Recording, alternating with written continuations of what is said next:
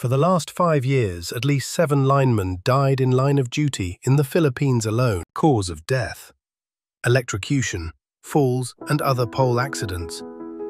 Boots in the dirt where the thunder cracks, steel in his hands as the sky turns black. Fear in the air, but he stands his ground. Sa likod ng bawat ilaw na sumisindi sa ating tahanan ay may bayani. Hindi sila sikat, hindi sila laging napapansin, ngunit sila ang dahilan kung bakit may liwanag ang ating gabi. But he won't complain, climbing higher through the storm's embrace, a warrior's heart in a dangerous place. Raise the wire, lift the light through the storm into the fight. He won't break, he won't fall, brave lineman. Mula sa Soquelco, Cotelco, Pipalma at Baselco, 50 katao ang tumugon sa tawag ng tungkulin. Iisa ang layunin, maging lineman, isang propesyon na hindi lang trabaho, kundi misyon para sa bayan. Risking it all for the lives below, a hero story few will know. Ako gali si Joel J. De La Peña, no? External gali ko, non-working man ako, pero nag-take ko sa lineman kay amo ning gusto ko, amo gining will ko. So pag amo ning gusto ko gid nga matabo tapon ka boy. Dire sa amon training ginatudlo sa amon kung ano sa mga proper procedure, also ang amon safetyness during workplace. And also sir, ang akon man gali nga mas madugang akon nga, mas maboost ang akon nga confidence, lalo na sa obra nga ni kay mas damo ko matun-an, lalo na sa bagay nga ni kay actually admit ko nga damo pa ko sa mga bagay nga hindi pabalaan. So amo na nga nag-take ko sa training para mas magmaayo ko sa. Hindi biro ang 40 araw, sa init ng araw, sa taas ng poste, at sa bigat ng responsibilidad. Dito sinusukat ang tibay ng loob. Marami ang nanghina, ngunit mas marami ang lumaban. Kakasa kami! Kakasa ako! Ako si Eric Carl V. Paderna, taga Libak Sultan Kudarat from Area 3 Services Department. Ang trabaho ko dito is trader, alin ako sa may utility, sa paglimpyo, map, gastato, basta ka ng food lies akong department. Kaya siyempre, know-how ko sa mga nga bagay, amo na nag-training dito kay para mabalaan ko ang nagawag nila nga pagsaka sa poste gamit ang timing set. So, tanan dire, sakripisyo, sipag, tiyaga, ito nga nila. Lahat-lahat, sakripisyo sa pamilya, sa oras, sa sarili, pag ng mga exercises. Talagang pipilitin at talagang huhubugin ka para maging isang lineman. Kaya isang napaka-challenge sa akin para matagumpayan ko ito.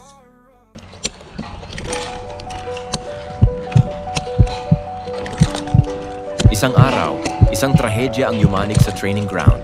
Isang trainee ang bumagsak mula sa poste.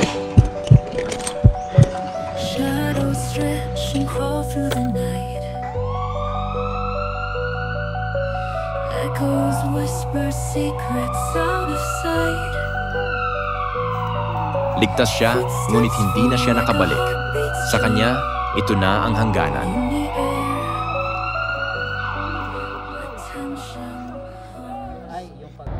Ako si Ryan Christopher L. Castor, 27 years old, from Cotelco, Pipalma, as a lineman for 6 years. Hindi gid para siguro sa akon ay ang natabo sa akon karon, di man akon gyapon gipangayo, disgrasya itawag. Pero sige lang, at least walay grabe na natabo. Pero makaingon jud ko nga bilang isa ka lineman, lisod jud sakripisyo, damo ka tanan, damo ka kailangan niya butangan sa gilid yung sa tawag na training. Hindi ko man mapare-parehat tanan ng training, pero makaingon ko as a lineman, lisod gid ang training sa lineman. Hindi ano lang to na disgrasya kay ang akong gigamit nga climber na putol. Hindi ko gid sabi na wala pud ko na expect nga may gali putol. So pababa na sayang. Pababa na diretso na gid ang baba ko. Amula na ang maingon ko na lang pud sa mga kauban ko, halong lang sila. Good luck. Kay magbalik pa ko dire pag graduation nila. Bahala na sila na lang mag-graduate, ako dili. Murag nag-graduate lang gyapon ko. Kung nakita ko na silang successful sila sa ilang training.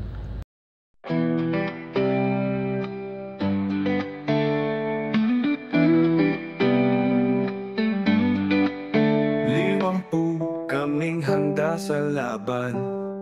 Mula sa iba't ibang lugar kami nagtipan.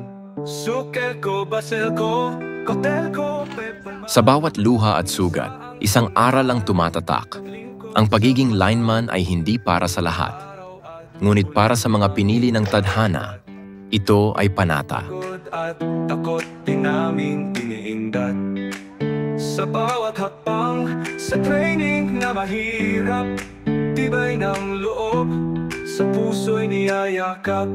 40 araw kami lalaban, bukod pawis ang puhunan sa kinabukasan. Di kami susuko kahit mahirap, hanggat may kuryente, may liwanag na ilalapat.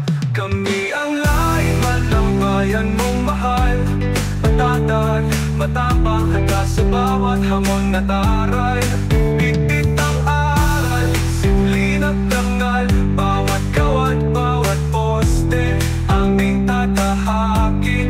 Sa taas man ng panganib, kami di uurong, pagkat sa puso'y apoy na di natitinag kailanman.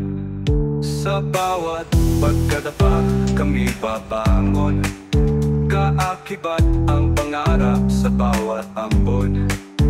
Ang bawat utos, bawat sigaw ng pagsasanay, ay hakbang sa pagiging ganap na alay.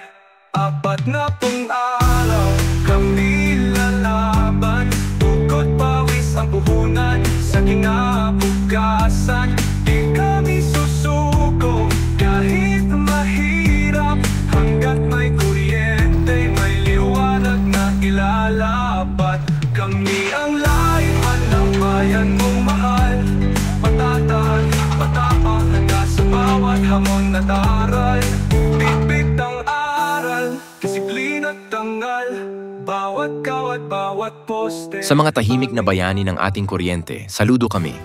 Sa bawat poste na iyong inakyat, sa bawat buhay na iyong pinailawan, ikaw ay tunay na bayani ng bayan. The sky is so wide, through storms and calm, we're side by side. Hands of grip keep the darkness at bay. The light returns at the break of day. Climbing towers in the howling gale.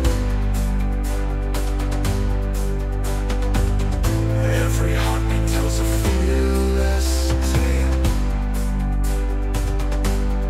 Steel and sweat with a spark in our veins.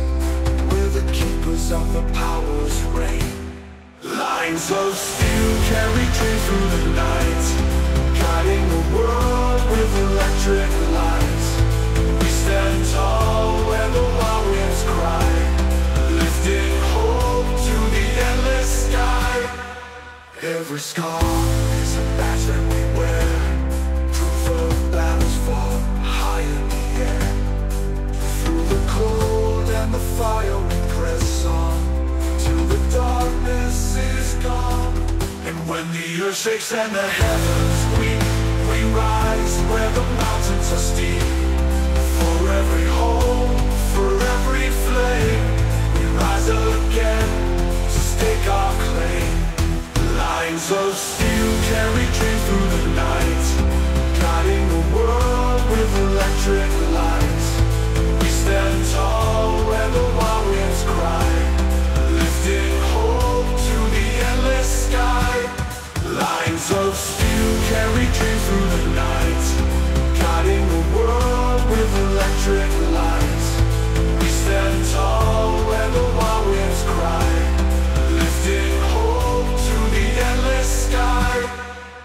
Ang 40 araw ay simula pa lang, dahil ang totoong laban ay nasa taas ng poste at sa puso ng bawat lineman.